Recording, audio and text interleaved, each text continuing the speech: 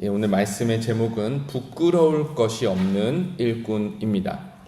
오늘 15절에 보면은 바울이 디모데에게 권면하기를 부끄러울 것이 없는 일꾼이 되라 라고 말씀을 합니다. 하나님께 인정받고 하나님 앞에 엎드려지는 일꾼, 그 사람이 바로 부끄러울 것이 없는 일꾼입니다. 근데 우리가 잘 아는 사실이 있죠. 일꾼이라고 다 똑같은 일꾼이 아니죠. 예수님께서도 여러 차례 비유를 하시면서 일꾼에 관한 이야기를 많이 하셨어요. 어쩔 때는 게으른 일꾼, 어쩔 때는 충성된 일꾼, 또 어떨 때는 가장 복되고 상받는 일꾼에 대한 이야기도 우리에게 들려주셨습니다. 누가복음 12장에 보면은 참 복된 일꾼에 관한 이야기가 나옵니다.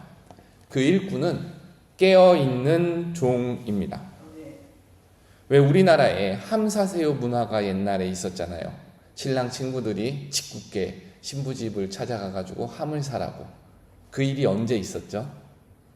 보통 밤에 있었죠. 아마 요즘에 하면은 민원이 많이 날 것입니다. 예수님 당시에도 신랑이 신부를 찾아가는 일이 밤에 이루어졌어요. 이 팔레스타인 지역이 상당히 덥고 낮에는 너무 복잡하니까 신랑이 밤에 조용히 신부를 찾아갔다고 합니다. 근데 아무 때나 찾아갔다라는 거예요. 정해진 시간에 정해진 날짜에 찾아가는 것이 아니라 갑자기 찾아가가지고 신부집을 놀래켰다고 합니다. 왜 그랬을까 생각해 보면은 신부가 얼마나 잘 준비되었는지, 얼마나 부끄러울 것 없이 신실하게 기다리고 있는지 보기 위해서라고 합니다. 근데 문제가 있잖아요. 신부가 매일 꽃단장을 하고 문을 지키고 서 있을 수 없었잖아요. 그러니까 그때 당시에 종들이 문 앞에서 등불을 밝히 들고 깨어서 기다리면서 언제 신랑이 와도 문을 열고 잔치를 시작합시다 라고 알릴 수 있도록 일꾼은 깨어서 기다렸다라는 사실입니다. 예수님은 이렇게 깨어서 기다리는 일꾼을 복된 일꾼이라고 합니다. 마찬가지로 오늘 바울은 디모데에게 부끄러울 것이 없는 일꾼이 되라 라고 말하는데, 이 말을 가만히 읽어보면은 말씀 안에서 깨어있고 준비된 삶을 살라고 디모데에게 권면하는 것입니다.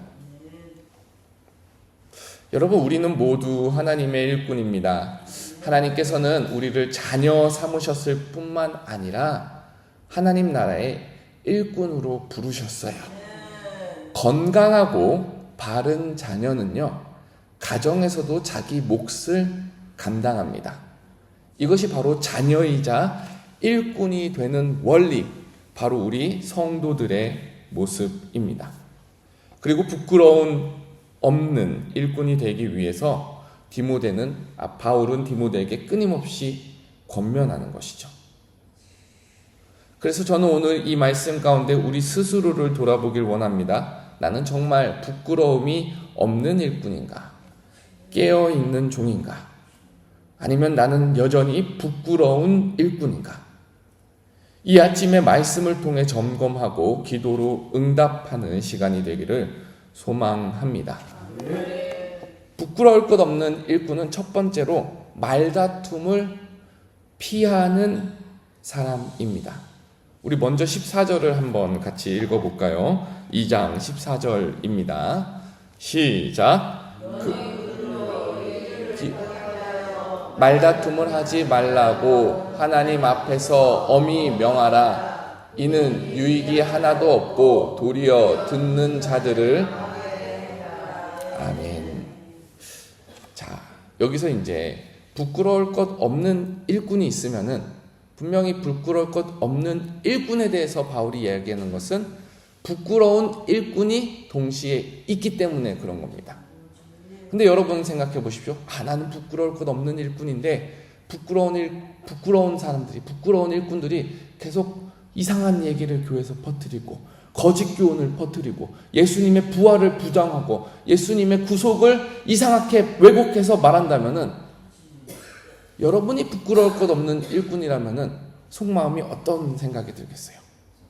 속상하고, 때로는 한 번 가서 정말로 옳은 말 해주고 싶고, 한번 박아버리고 싶고 싸우고 싶고 그런 마음이 들 수 있습니다.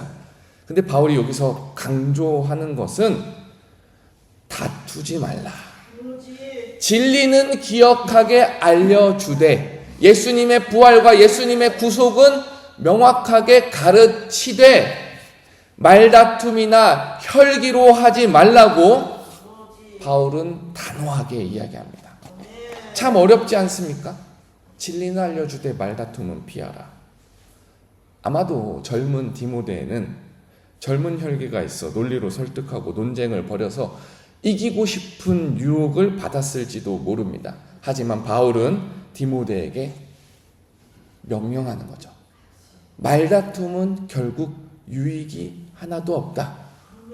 말다툼하다가 부끄러운 일꾼들이 막 떠드는 것을 보고 오히려 거기에서 듣는 사람들이 현혹돼서 망하게 될지도 모른다. 그러니까 깨어있는 종, 부끄러울 것이 없는 일꾼은 진리가 아닌 말에 굳이 휘둘리지 말고 불필요한 논쟁에 휘말려서 공동체를 어지럽히지 않아야 한다. 차라리 묵묵하게 진리를 지키고 차라리 조용하게 진리를 지키는 참된 일꾼이 되어야 된다라는 사실이에요. 여러분 이런 말 많이 있죠? 들어봤죠? 사람 말로 설득해서 바뀌지 않는다. 이게 참 처음 들으면 절망적인 말 같지만요. 하나님께서 우리에게 알려주시는 진리를 담고 있는 세상적인 말이에요. 사람 바뀌지 않는다. 저는 이렇게 듣습니다. 사람 우리의 노력으로 바뀌는 것이 아니라 하느님께서 역사하셔야 바뀐다. 우리의 새치혀로 바뀌는 것이 아니라 하나님의 성령의 능력으로 바뀐다라는 사실입니다. 그래서 바울이 말하는 거죠. 굳이 말로 이기려 하지 말아라. 하나님께 맡기고 너는 진리 위에 서 있어라. 부끄러울 것이 없는 일꾼, 깨어있는 일꾼은 진리 위에 서 있는 일꾼입니다. 그렇다면 진리 위에 서 있다라는 말은 무엇인가요? 우리 15절을 또 한번 읽어보고 나아가겠습니다. 15절입니다. 시작!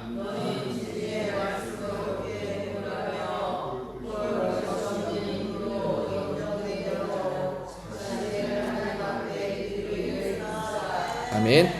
14절에는 진리 위에서 서 있으라 그랬는데 15절에서 바로 바울이 진리 위에 서 있는 것을 무엇이라 설명합니까? 진리의 말씀을 뭐 하라고요? 옳게 분별하여. 여러분 근데 여기서 분별하다, 옳게 분별하다는 말이요, 신약 성경에 딱 한 번 나오는 말이에요. 여기 자리에. 다른 데 하나도 안 나오고 여기에 딱 한 번 나오는 헬라어예요.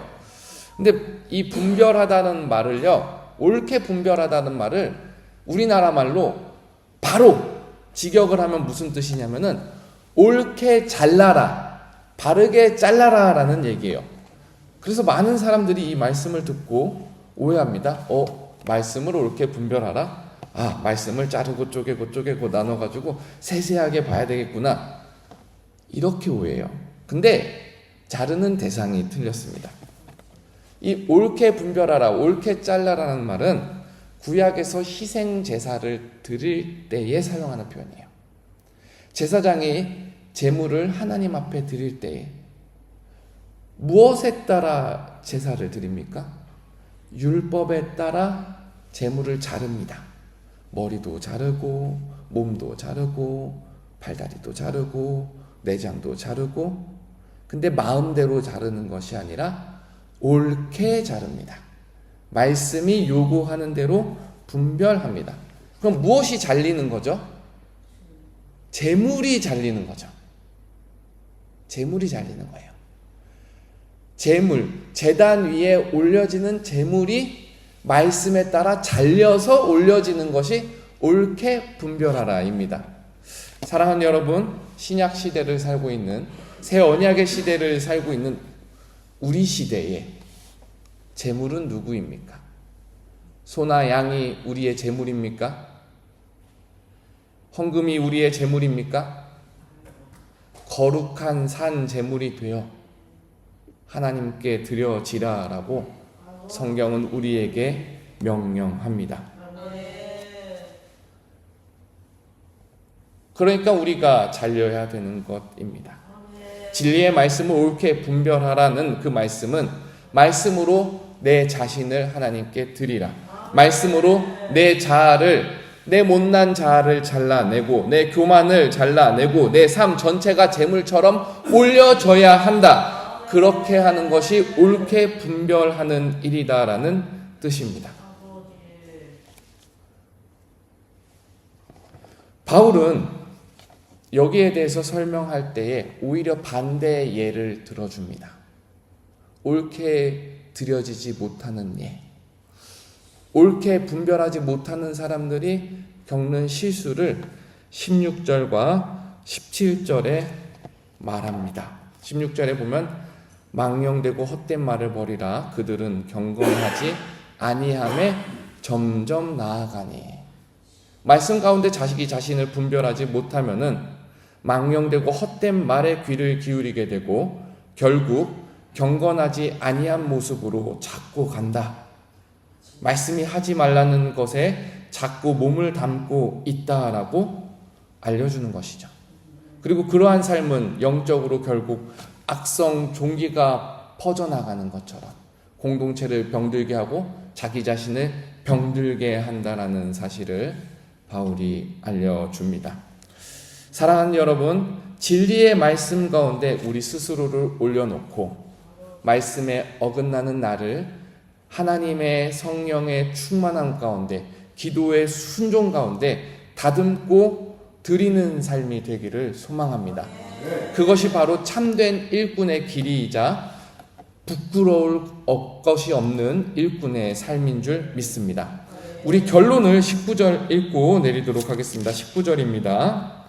우리 19절 함께 읽겠습니다. 시작. 그러나 하나님의 견고한 터는 섰으니 인치심이 있어 일렀으되 주께서 자기 백성을 아신다 하며 또 주의 이름을 부르는 자는 불의에서 떠날지어다 하였느니라. 아멘.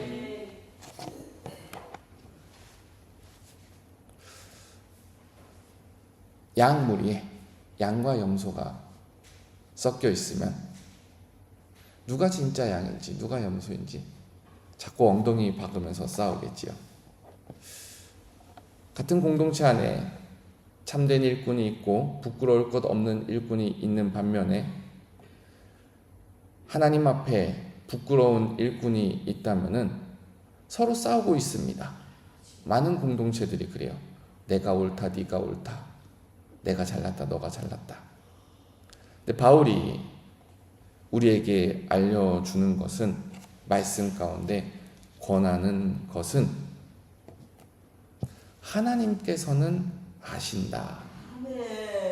그렇기 때문에 굳이 싸우지 마라. 굳이 논쟁하지 마라.